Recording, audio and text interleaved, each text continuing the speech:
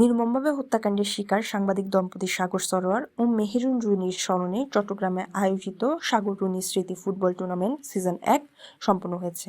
এতে চ্যাম্পিয়ন হয়েছে team Sangu, runners up হয়েছে টিম মাতামুহুরী। 10 জানুয়ারি শনিবার রাতে পুরস্কার বিতরণী অনুষ্ঠানে প্রধান অতিথি হিসেবে উপস্থিত ছিলেন Chattogram city corporation mayor doctor Shahadat Hossain. তো এখানে আমাদের যারা আজকে স্পন্সর প্রতিষ্ঠানের উদ্যোক্তারা এখানে আছেন, প্রিয় সাংবাদিক ভাইরা আছেন এবং অংশগ্রহণকারী দলগুলো এবং আজকে যারা জয়লাভ করেছে এবং আজকে যারা রানার আপ হয়েছে সবাইকে আমি শুভেচ্ছা জানাচ্ছি।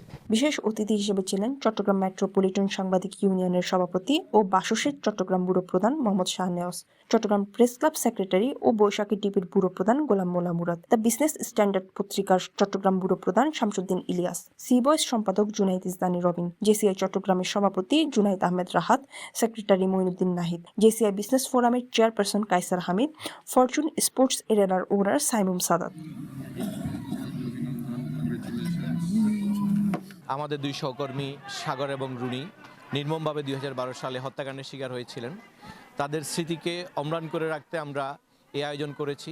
যেই উদ্দেশ্যে আমরা খেলা শুরু করেছি সেটা হলো সাগর রুনিকে আমাদের মাঝে জিয়ে রাখা। তাদের যেই সাংবাদিকতার যেই লেখনের যেই ধার ছিল সেই ধার সম্পন্ন লেখা অন্যান্য সাংবাদিকদের মাঝে যাতে ছড়িয়ে পড়ে, সেই লক্ষ্যেই সাংবাদিকরা যাতে সাগর রুনির আদর্শকে অনুসরণ করে বুক ফুলিয়ে সাংবাদিকতা করতে পারে, এই জন্যই তাদের নামটা অমলিন রাখার জন্য আমাদের আয়োজন।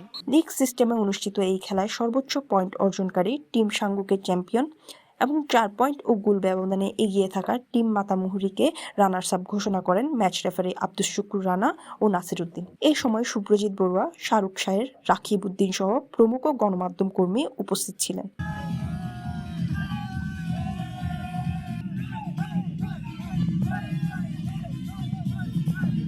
News desk, CTG post, Chittagong.